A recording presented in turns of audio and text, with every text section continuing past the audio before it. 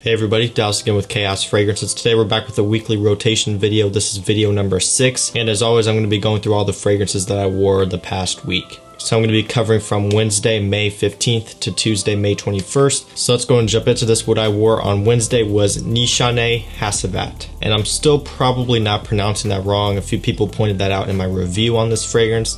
Trying to do my best here. That's probably about as close as it's going to get, so spare me those comments down below. Or you can still leave them and I'm sure I'll probably still read them. So as always, for really detailed information on this scent, you can go check out that review. But in short, to give you a quick little rundown on this scent, gets compared a lot to Creed Aventus.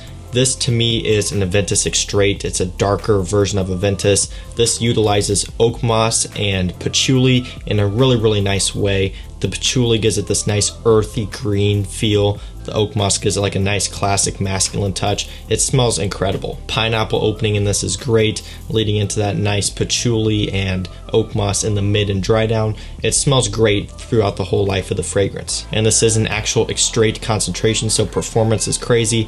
I get over 12 hours longevity from this scent, and it projects very strong as well. One spray of this on my skin filled up a car when I was testing it, and that just goes to show how strong this is. I like to layer this one with Aventus as well to give it more of a darker touch. So when you're doing that, or if you decide to do that, you will want to go with more sprays of Aventus than Hasavat, because this will overpower Aventus easily. And it'll also last longer than Aventus does too. This is actually coming out in a 100ml bottle here shortly.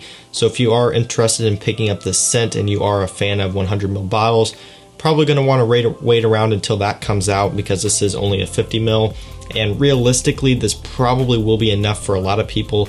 I decanted out 10 mils of this and I'm saving the last 40 for myself, and that's probably going to be plenty for me. And to be honest, 50 mils is probably going to be enough for a lot of people too, considering how strong this is.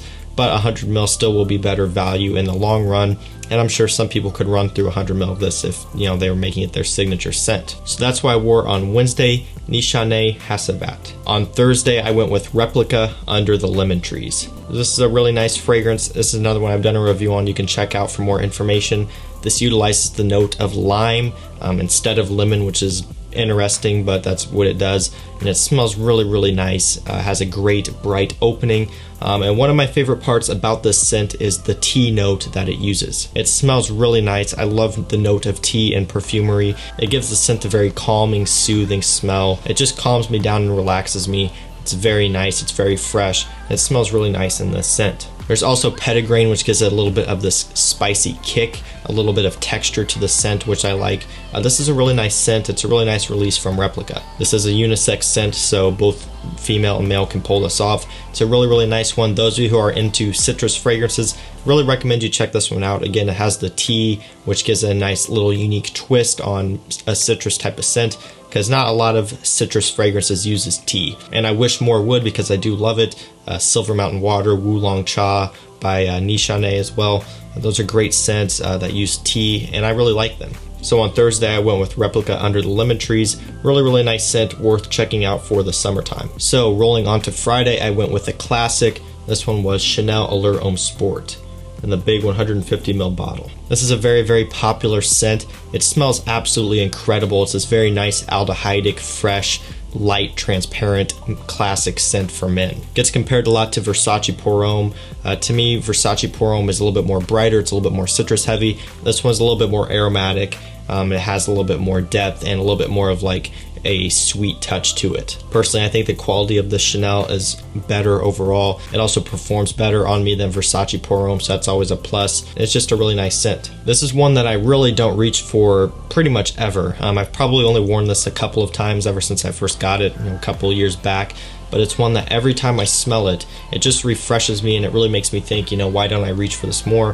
Why don't I smell this one more? Because it really does smell incredible. And part of my inspiration for reaching for this scent was because the new Aventus cologne came out, and a lot of people were saying that it smells a little bit similar to Chanel Allure Homme Sport because of the mandarin in it and stuff like that. And I actually have a sample of Aventus cologne sitting right here that I'm going to be doing a live first impressions video on. So I haven't smelled it yet, it's still sitting there. It's in the carded sample right now. and I'm going to be doing a first impressions video on it probably tomorrow, if not the next day. So you guys are going to get to see, my first impressions on camera, what it smells like. I'm just going to give you a rundown of the scent.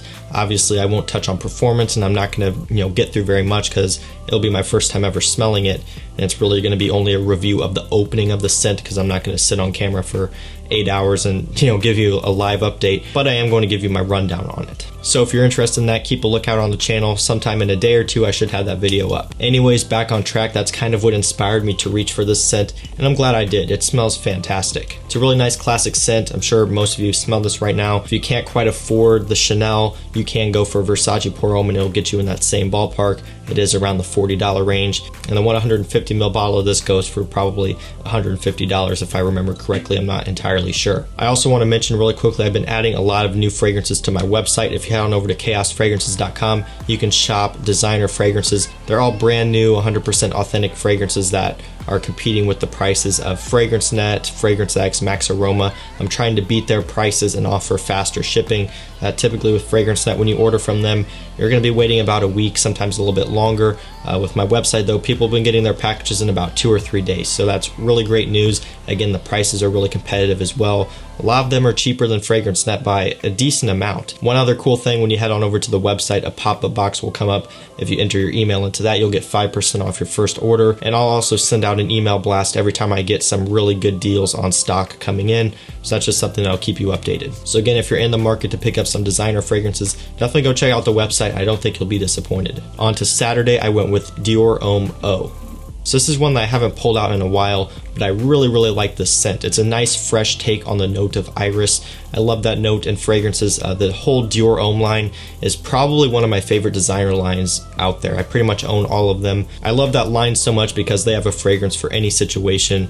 Dior Homme Intense for nights out, Dior Homme Sport for casual wear, Dior Homme Cologne for a casual summer fragrance. You have Dior Homme O, this one for like an office scent, and that's really what I like so much about that line. And this one, like I said, is a nice fresh take on iris. It has that iris note with some citrus and a little bit of a spicy, peppery undertone. It smells really good. I get good performance from it, about 7 to 8 hours longevity, moderate projection. It's a great office scent. It's very upscale, it's very classy, and it's just a little bit more of an easier to wear version of Dior Homme Intense and Dior Homme. Basically allows you to get a feel for iris without having to go full on into Dior Homme Intense, which is a lot heavier and isn't going to work as well in the summertime. This one is really easy to pull off in spring and summer and just warmer weather in general. That's really why I like it. I am a huge fan of Dior Homme Intense. Unfortunately, in this time of year, really can't reach for that one as much, so that's usually when I break this one out. So for Saturday, I went with Dior Homme O. Really nice one, and one of my favorites from the Dior Homme line. On Sunday, I went with Isla Tropical Privé. So I just uploaded a review on this one last night. You can check out on the channel. This is inspired by Creed's Virgin Island Water. It's based off a 2010 batch, so it is targeting those older, stronger performing batches of Virgin Island Water. This is the Privé version, which has stronger lime. The regular Isla Tropical has more coconut to my nose. So that's really what the difference is between those two. Good performance, smells great. It's really close to my 2008 bottle of Virgin Island Water. Really good scent, and it's a great release from them. On Monday, I went with Hugo Boss Reversed. So this is one that I've been talking up a little bit on my channel. I did a review on this one, which a lot of people seem to enjoy. This is a really nice scent. It's really an under the radar scent. Not a lot of people are talking about this one, but it smells incredible. It's an awesome citrus and vetiver mix. I compare it a little bit to Roja Parfum's Elysium. It doesn't smell necessarily like Elysium. It's definitely not a clone of it, but it does have that citrus and that vetiver, which gets it kind of in the same ballpark as Elysium. You get a similar vibe, but without having to pay that price tag of the Roja. This one you could pick up for about $40 for a 125 ml tester off of eBay, and I think about $50 or so for a 125 ml full presentation bottle, so that's really solid. This is a great scent.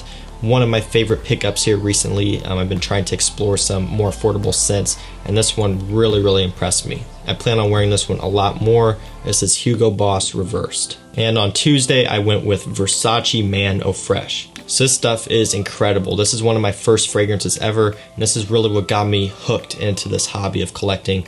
This stuff is very nice. It has a very nice citrus and musky smell to it.